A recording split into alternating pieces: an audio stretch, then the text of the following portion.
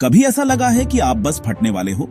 शायद आपके बॉस ने आपको कोई बुरी खबर दी हो, या किसी ने ट्रैफिक में आपकी गाड़ी के आगे कट मार दिया हो और आप बस कंट्रोल खोने वाले हो।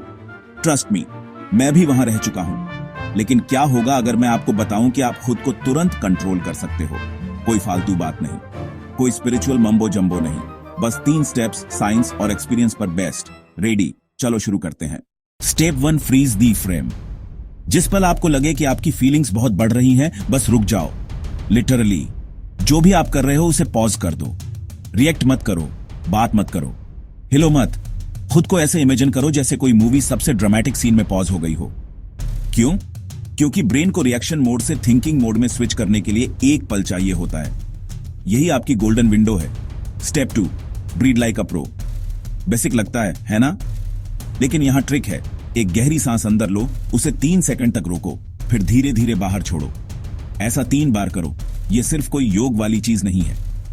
डीप ब्रीदिंग लिटरली आपके नर्वस सिस्टम को हैक करती है, आपके ब्रेन को बताती है, हे हम सेफ हैं, चिल आउट।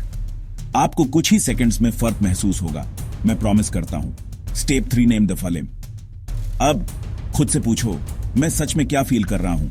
क्या यह गुस्सा है? क्या यह स्ट्रेस है? क्या यह एम्बेरसमेंट है? बस उसे एक नाम दो, अपने मन में या जोर से।